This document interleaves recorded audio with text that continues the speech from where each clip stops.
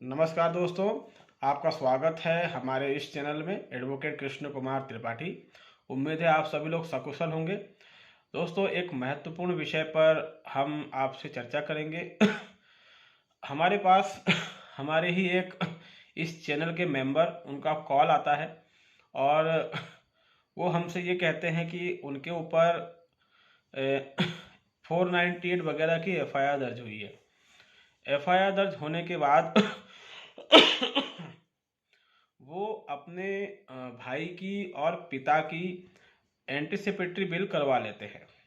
498 के एक ही एफआईआर के अंदर जो वाइफ है उसका ये एलिगेशन भी है कि मेरे देवर ने मेरे साथ बलात्कार करने का प्रयास किया था, ऐसा उसमें लिखा हुआ है।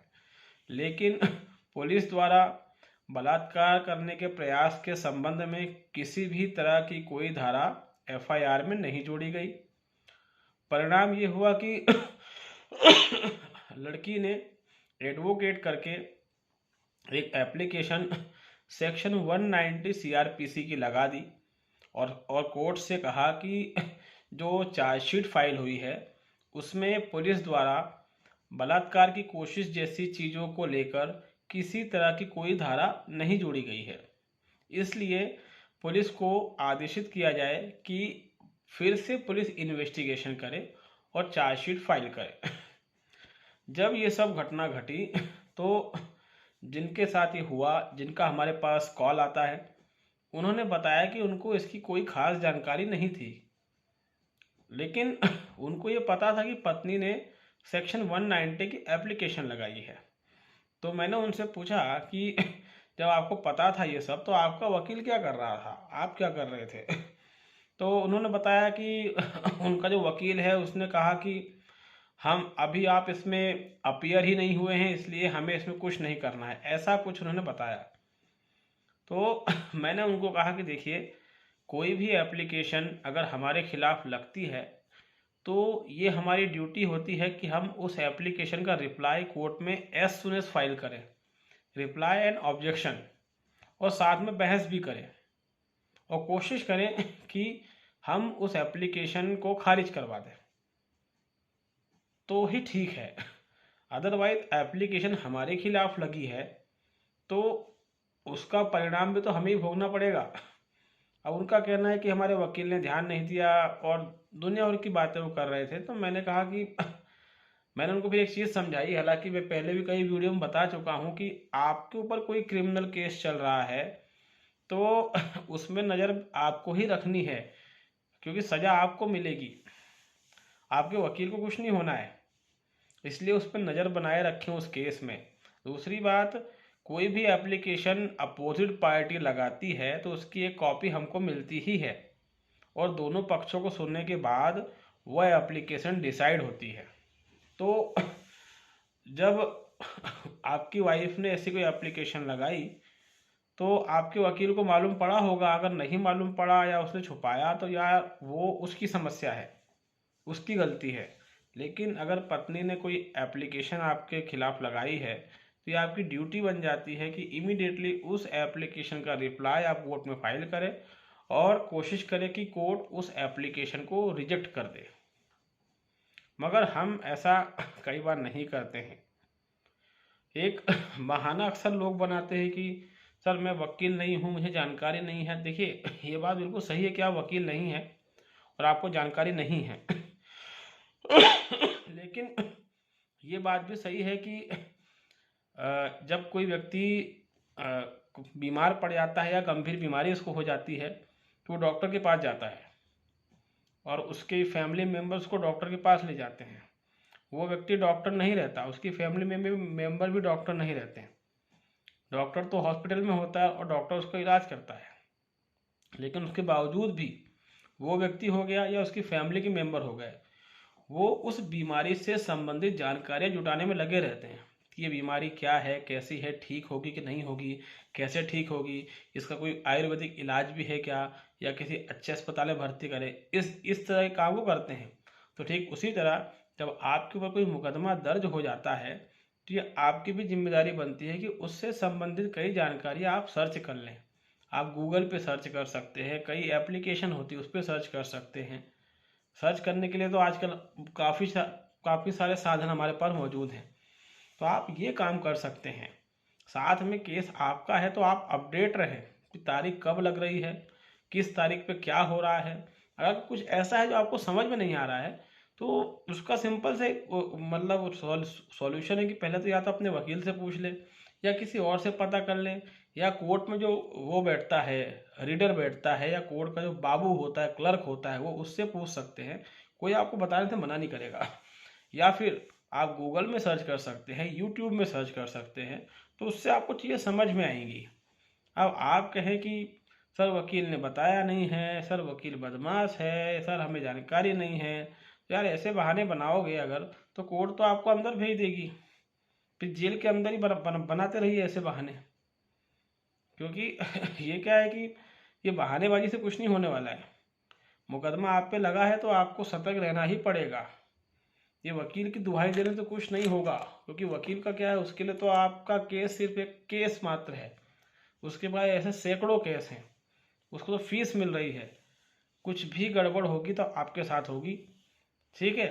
जेल जाएंगे तो आप जाएंगे। तो हमारा सिर्फ कहने का यही उद्देश्य है कि लोग इतने लीनियंट, इतने लापरवाह कैसे हो जाते हैं, हमको समझ में नहीं आता। और फिर कहते हैं कि हमारा दोस्त नहीं है, वकील बदमाश है, मैं तो वकील ही बदल लूँगा, नया वकील लेके आऊँगा। फिर व्यक्ति दूसरा वकील लेके आता है, वो दूसरा ही बदमाश निकल जाता है। फिर तीसरा वकील लेके आता है, वही बदमाश निकल जाता है। फिर बोलते हैं अरे यार सारी वकील बिरादरी बदमाश है। तो ऐसी गलतियां ना करें। और एक और चीज़ बता दूं मैं कि लोग क्या करते हैं कि जब भी उनके साथ ऐसी घटनाएं घटती हैं तो लोग वकील ढूंढने निकलते हैं। उनका वकील ढूंढने का तरीका भी सब्जी भाजी ढूंढने जैसा रहता है। एक वकील के पास जाएंगे, फिर दूसरे वकील के पास जाएंगे, फिर तीसरे वकील के पास जाएंगे, लेकिन ये कोशिश नहीं करेंगे कि थोड़ा पता लगा ले कि वकील कौन सा अच्छा है, किसका नाम चलता है।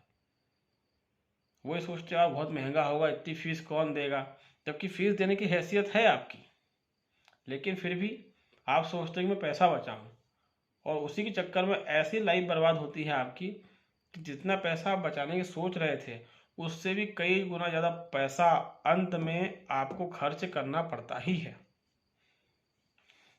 ये भी एक क्लाइंटों की बहुत बड़ी समस्या है।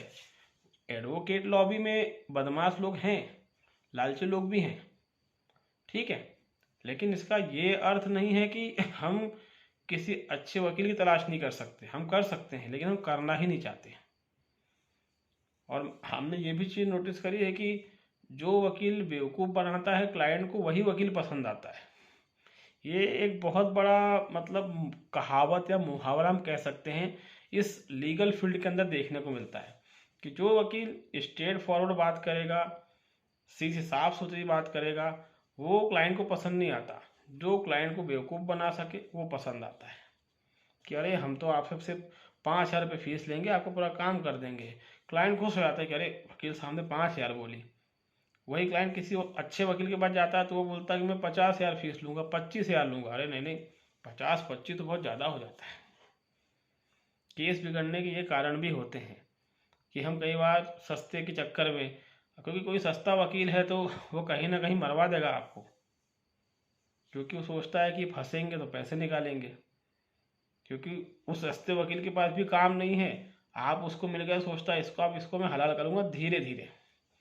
वो जो प्रोफेशनल लॉयर्स होते हैं, जो बड़े वकील होते हैं, या जो भी हम कह लें, तो वो स्ट्रेट फॉरवर्ड बात करते हैं। वो घुमाते नहीं हैं आपको, ना ही आपको कोई धोखा दे देंगे वो। तो हम इसमें जो एडवोकेट करते हैं हमेशा कोशिश करें कि हमें अच्छा एडवोकेट करें। नहीं तो हम पैसा बचाने के चक्कर में कई बार ऐसे वकील कर लेते हैं कि उनकी हरकतें आए दिन हमारे केस में दिखाई देती हैं। और कई बार ये भी होता है कि हम एक घटिया वकील कर लेते हैं, उसको फीस बड़ी मोटी दे देते हैं, और बाद में मालूम पड़ता है कि यार ये तो बहुत घटिया वकील था, ये तो साला 5,000 डिजर्व नहीं करता था, हमने इसको 2 लाख दे दिए। ऐसी चीज़ें भी होती हैं। तो ये तो क्या है कि जो जो मेन लड़ाई है कोर्ट में, उसका जो फर्स्ट स्टेप है वो यही है कि हम पहले ढंग का एडवोकेट हायर कर लें जिस पे हम विश्वास कर सकें, जो लालची भी ना हो, जिसको नॉलेज भी हो, और फीस जो भी है इसकी अगर ज़्यादा है तो हम थोड़ा रिक्वेस्ट करें कम करवा लें। लेकिन ऐसा ना हो कि अरे ये तो बहुत ज़्यादा फीस ले रहा है और क्या कहते हैं हम तो एफर्ट नहीं कर पाए, हम तो दूसरा वकील करेंगे, क्योंकि ये चीज़ें हानिकारक होती हैं।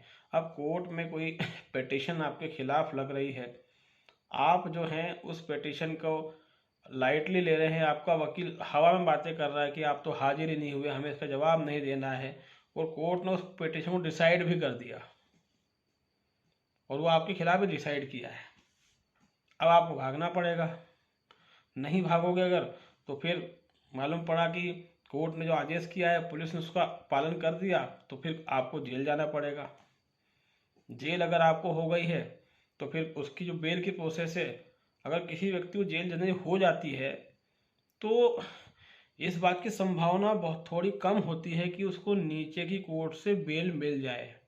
उसको फिर हाई कोर्ट से ही बेल मिलता है जनरली, क्योंकि जेल गंभीर मामलों में कोर्ट भेजती है। तो अगर आपको जेल भेज दिया है तो फिर उसकी संभावना कि आपको बेल मिलेगी, मान के चलिए कि 50% से भी कम है कि वो नीचे ही कोर्ट से मिलेगी। मोर देन 50% चांस ये है कि वो हाई कोर्ट से मिलेगी, और हाई कोर्ट जाने के लिए पहले आपको नीचे ही कोर्ट में बेल लगानी पड़ेगी, वहाँ से खारिज होगी फिर आप हाई कोर्ट जाएंगे, फिर हाई कोर्ट में आपका नंबर आएगा, फिर बेल के ऑर्डर होंगे। ये प्रोसेस 2-3 महीने की हो जाती है कई बार, और कई बार 1 महीने की हो जाती है। मतलब व्यक्ति को कम से कम 1-2 महीना जेल में रहना ही है। और जो व्यक्ति जेल में कभी रहा नहीं है वो अगर जेल में चला जाए तो उसकी हालत ख़राब हो जाती है। तो आप पर केस चल रहा है तो आप जो है अपने केस को लेकर जागरूक रहे, बस हमारा यही कहना है। नहीं तो फिर ये जो बहाने हैं कि वकील ऐसा है वो ऐसा है वैसा, वो कभी काम नहीं आने वाले। ऐसे बहाने समझदार लोग कभी नहीं बनाते। समझदार व्यक्ति अपने केस पर नज़र रखता है, स्टडी करता है। कई लोग हैं, कई जिन पे मुकदमे हुए, वो लोग कानून की दुनिया से नहीं थे, लेकिन जब उन पे मुकदमे हुए उन्होंने सर्च कर मारा कि क्या क्या मुकदमा है, इसमें क्या क्या प्रोसेस होती है, क्या स्टेप होती है, वकील हमें बेवकूफ़ तो नहीं बना रहा है। सब उन्होंने सर्च किया और फाइनली वो मुकदमे से बरी भी हुए। इसलिए बहाने बनाना बंद कीजिए, अपने केस को गंभीरता से लीजिए और अच्छे से लड़िए, ठीक है। तो आखिर जो बहाने रहते हैं वो किसी काम के नहीं आते, आपकी लाइफ बर्बाद हो सकती है। तब पर दोस्तों बहुत बहुत धन्यवाद, नमस्कार।